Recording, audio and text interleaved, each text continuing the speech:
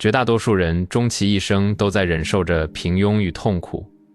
而这种悲剧的根源往往并非外界资源的匮乏，也并非他们天生愚钝，而是源于他们自己在大脑里亲手打造无形的圈，将自己困住。总觉得自己面前横亘着一堵直插云霄、无法逾越的高墙。你站在这堵墙面前，感到前所未有的渺小、无力，甚至在还没有尝试攀爬之前，就已经在心里演练了无数次转身逃跑的姿态。但如果我现在以一种绝对理性的物理学和心理学视角告诉你，这面高墙其实根本不存在，它完全由你的念头编织而成，一切都是你自己给自己画地为牢。让我们直接去触及最核心的本质。在这个世界上，你远比你想象中更强大，拥有着不可估量的杠杆效应。这句话听起来或许像励志鸡汤，但这是符合最严密的心智进化规律的客观事实。很多时候，我们之所以在人生的泥沼中停滞不前，绝不是因为我们真的能力不足，或者外部世界对我们构筑了什么绝对的物理防御。真正的原因在于，我们被内心的胆怯、过去失败经验的阴影，以及这个习惯于将人分类管理的社会所灌输的固有认知画了一个无形的圈。我们就像是马戏团里那头从小被一根细细的麻绳拴在木桩上的大象，在它还是幼象的时候，它确实挣脱不了。但当它长成庞然大物，拥有了可以轻易拔起整棵大树的恐怖力量时，它依然觉得那根早已脆弱不堪的绳子就是他此生不可违逆的绝对命运。我们的大脑就是那根拴住大象的细绳。你可以诚实地回想一下，在你过去的人生轨迹中，有多少次你在不经意间，在面临新机会或者巨大挑战的岔路口时，对自己轻声耳语：我做不到的，我根本没有这方面的天赋，像我这种普通出身的人是不可能成功的。这些极其细微的，甚至已经内化为你潜意识一部分的自我否定，就像是注入你精神系统中的慢性毒药。它们隐蔽、无声却致命，远比外界那些看得见、摸得着的商业竞争或人际阻碍更能彻底摧毁你的生命潜力。外部世界的阻碍，充其量只是给你施加了一个反作用力，只要你调整杠杆的支点，总能将其撬动，而自我否定则是直接从内部切断了你产生动力的核反应堆，让你在还没有上战场之前就已经举起了白旗。要真正理解这种打破认知枷锁、拒绝自我设限的内在力量是如何在现实世界中产生巨大核爆的，我们需要凝视那些将其运用到极致的生命轨迹。史蒂夫·乔布斯就是这样一个绝佳的样本。为了看清事物运行的本质，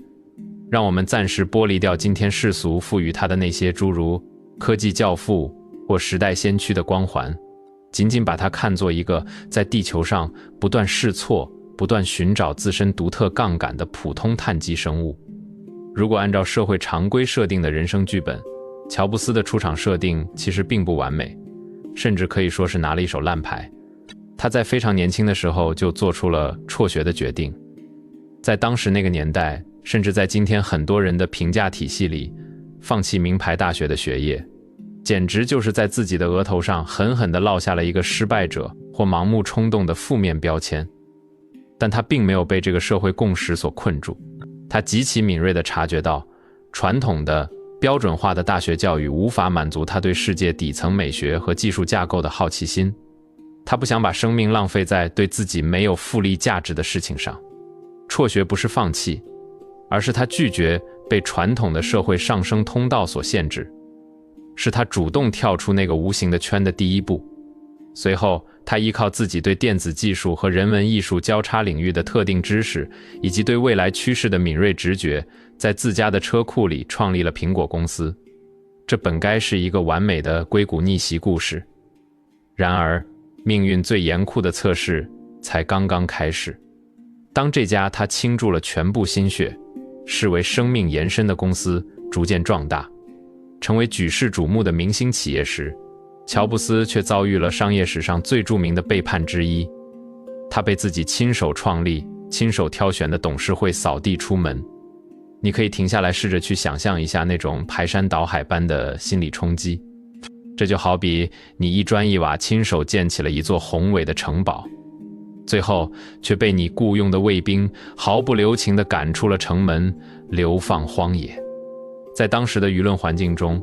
无数硅谷的冷眼旁观者、财经媒体，甚至他曾经的追随者，都一致认为史蒂夫·乔布斯这辈子已经彻底完了。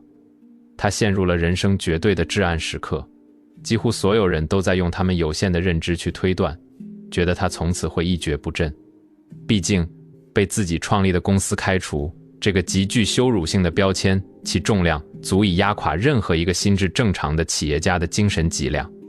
但乔布斯之所以能够在日后封神，恰恰是因为他展现出了超越常人的、令人惊叹的内在心智力量。他之所以伟大，绝不是因为他拥有某种免疫绝望的特异功能，而是因为他极其固执的，几乎是偏执的，从未给自己设限。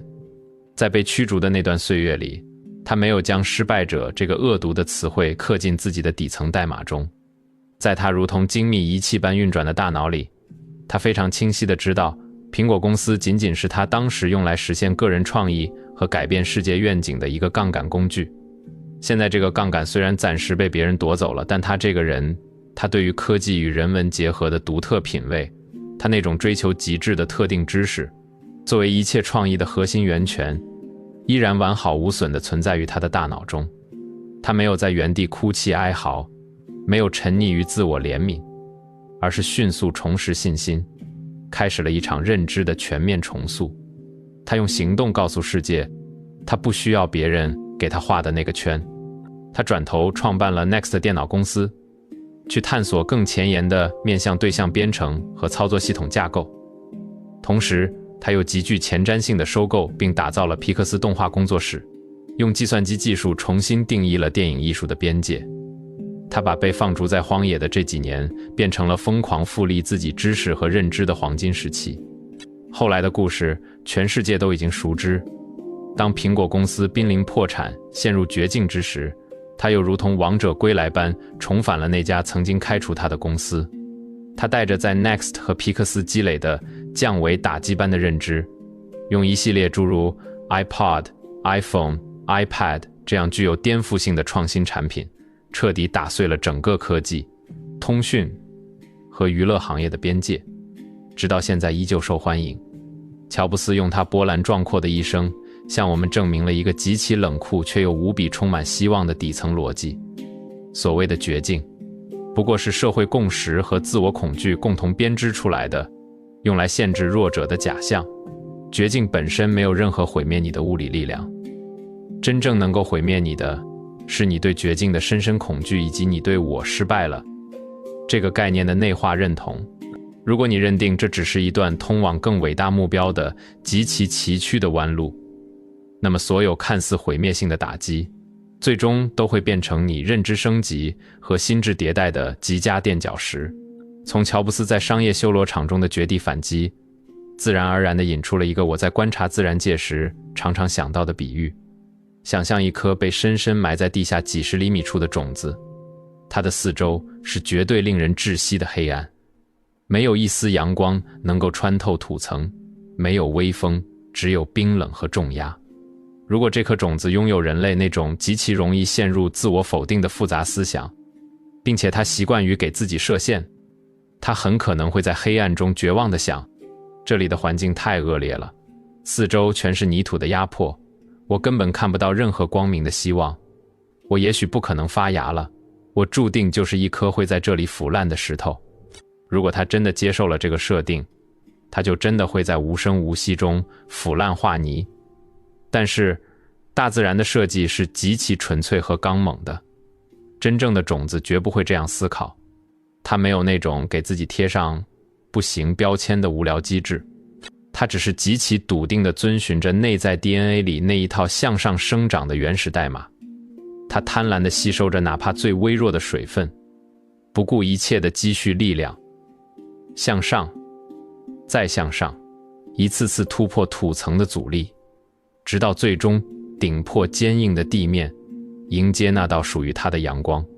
人作为宇宙中目前已知最高级的心智载体，同样也应当具备这种不容置疑的内在力量。你不应该因为目前处于人生的某个低谷，因为暂时的迷茫，因为某次商业谈判的破裂，或者因为一两个阶段性的生存困难，就迫不及待地给自己贴上平庸、失败或不行的标签。你要深刻地明白，在这条漫长的人生游戏里，那些看似遥不可及、高不可攀的目标，那些让你在深夜里辗转反侧、感到望而却步的巨大挑战，他们被宇宙安排在你的必经之路上，从来都不是为了居高临下的击退你。在更高维度的视角来看，他们是你生命中最好的陪练。宇宙通过这些看似残酷的挑战和障碍给你提供必要的阻力，正是为了让你在调动全身心力量去突破这些阻力的过程中，彻底看清你自己究竟蕴含着多么庞大和未知的能量。没有杠铃的重量，肌肉的纤维就无法被撕裂并重组生长；没有现实世界的残酷挤压，你心智的维度就永远只能停留在那个狭小的舒适区里逐渐萎缩。如果说乔布斯的经历向我们展示了如何突破世俗偏见和商业灾难带来的社会性枷锁，那么我想带你凝视的另一个生命样本，则是在一种绝对的被动和几乎令人窒息的生理绝境中，硬生生用意识的力量砸碎命运最沉重铁链的罕见奇迹。让我们把目光转向美国作家海伦·凯勒。在海伦·凯勒的故事面前，我们绝大多数人日常所抱怨的那些所谓困难，简直微小的不值一提。与乔布斯面临的那些来自外部社会和竞争对手的阻击完全不同。海伦·凯勒面临的是极其残酷的纯粹物理和生理层面的终极囚禁。他在非常年幼、心智尚未完全开启的时候，就因为一场突如其来的重病，被永远地夺走了视觉和听觉。我请求你现在闭上眼睛，捂住耳朵，试图去真正共情一下那个世界。那不是暂时的安静，那是永远没有声音的死寂。那不是闭上眼睛后眼睑内的黑暗，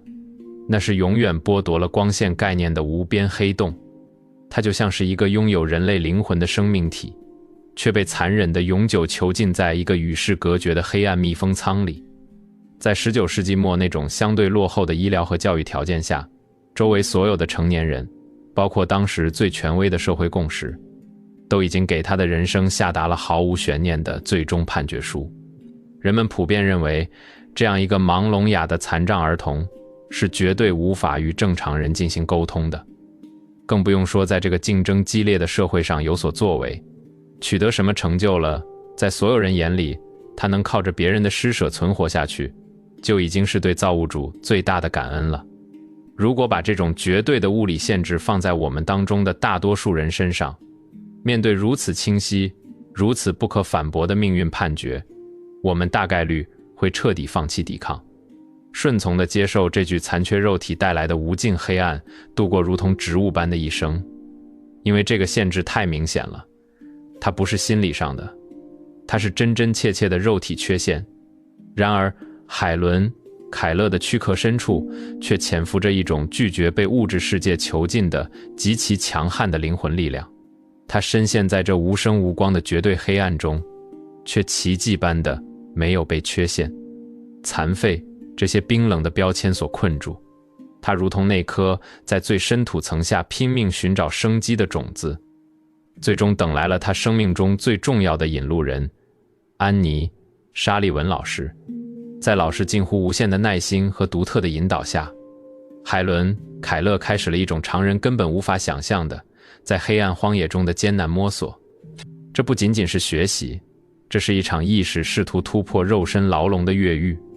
当冰凉的水流从压水井里倾泻在他的手上，同时老师在他的另一只手心里极其耐心地拼写出 W 减 A 减 T 减 E 减 R 这个单词的那个瞬间，他仿佛在无尽的黑暗宇宙中突然捕捉到了一丝闪电。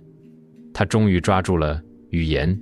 这个人类社会最强大、最具复利效应的认知杠杆。你要知道，一旦他的心智跨过了语言符号可以指代客观事物这道最艰难的认知边界，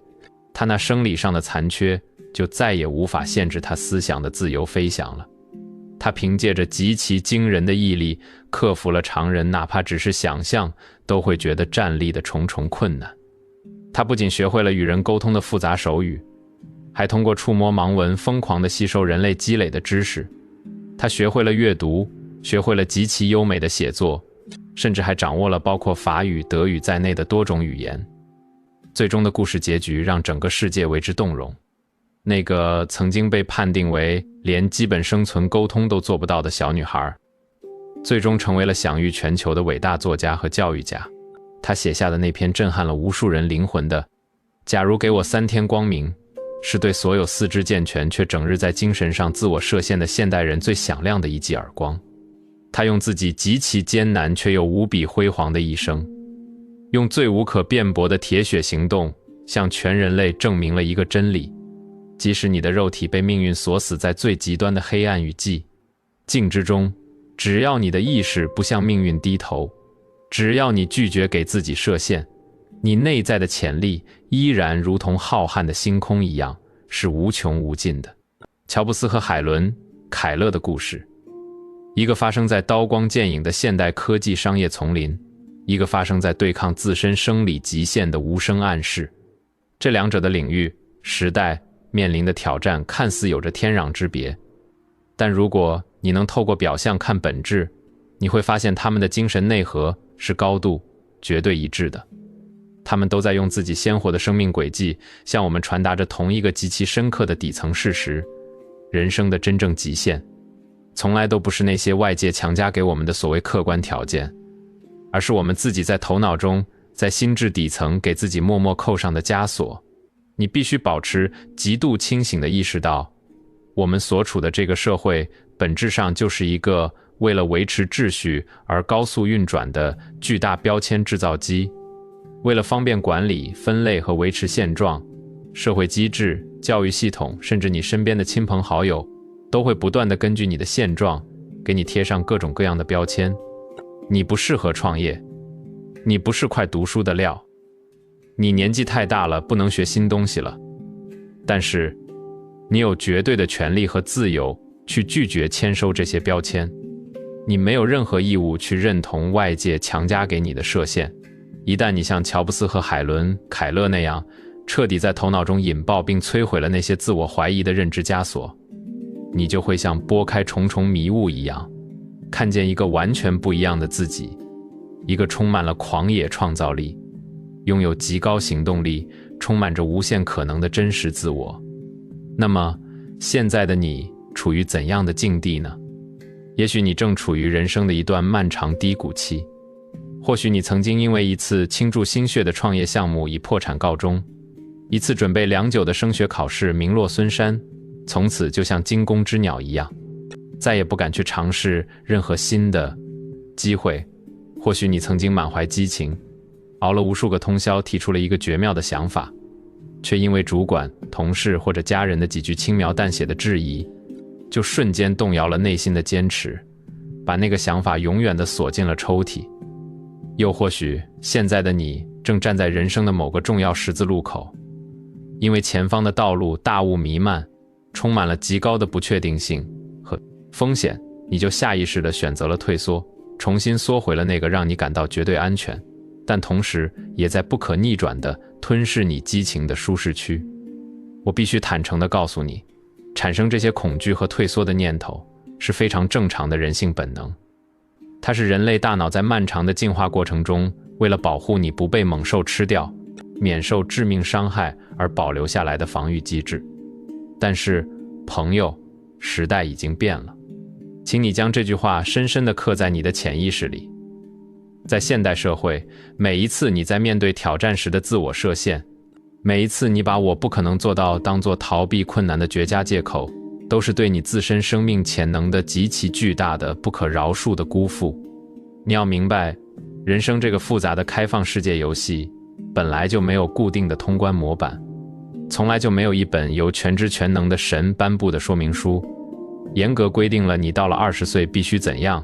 到了30岁、40岁就只能做什么事，更没有任何一个现实中的权威有资格去定义你人生的极限到底画在坐标系的哪个位置。所有的边界所有的行业天花板，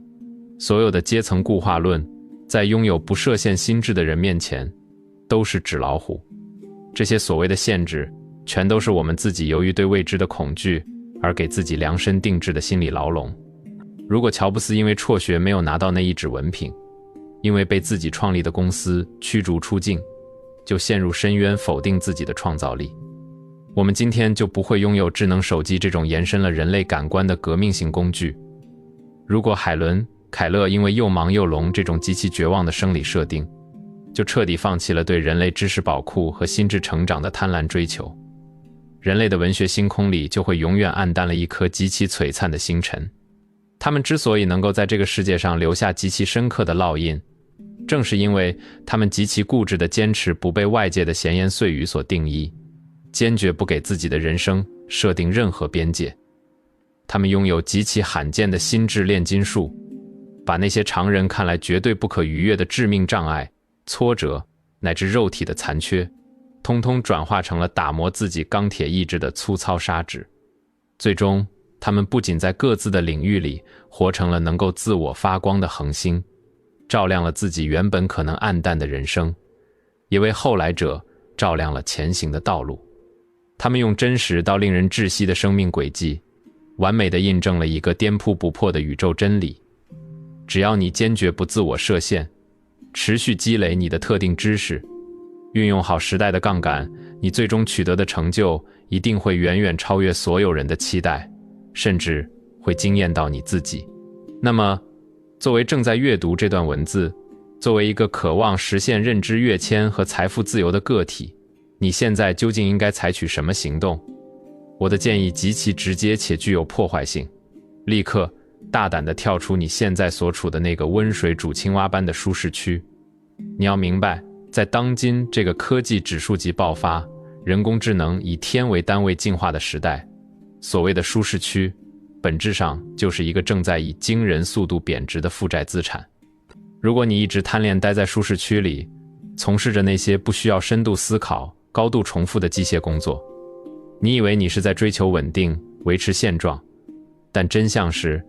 你正在以自由落体的方式被这个时代无情地淘汰。你需要立刻放下那种犹如复古之居般深植于内心的自我怀疑。自我怀疑只是一种由于过去的某些微小负面反馈而形成的习惯性神经回路，它只是一段极其糟糕的代码，它绝不是定义你这个人的客观事实。去勇敢地尝试那些你曾经连在脑海中想都不敢想的陌生领域。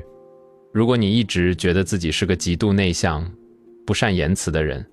那就去尝试做一次面向公众的脱口秀或者演讲，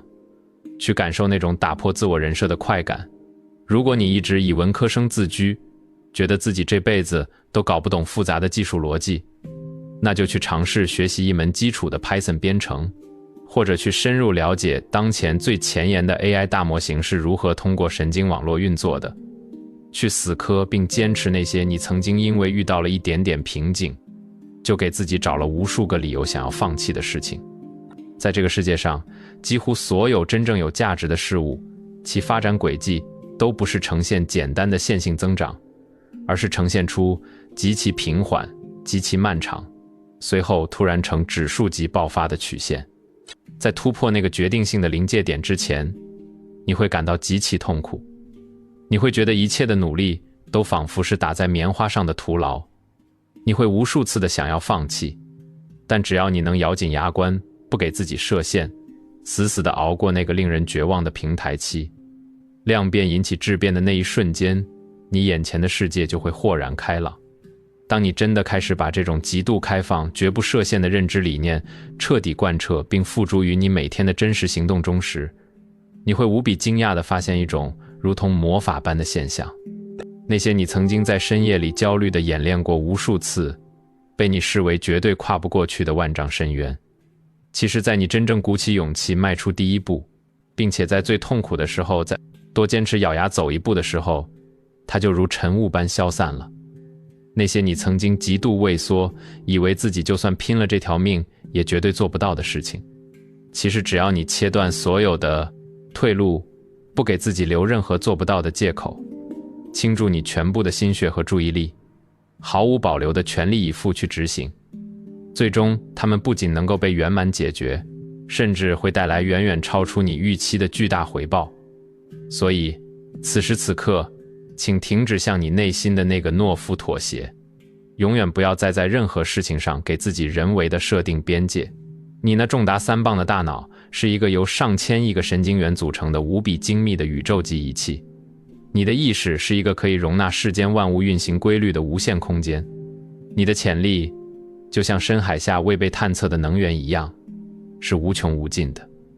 只要你不主动在大脑里拉下那个名为“我不行”的电闸，关闭那个释放能量的阀门，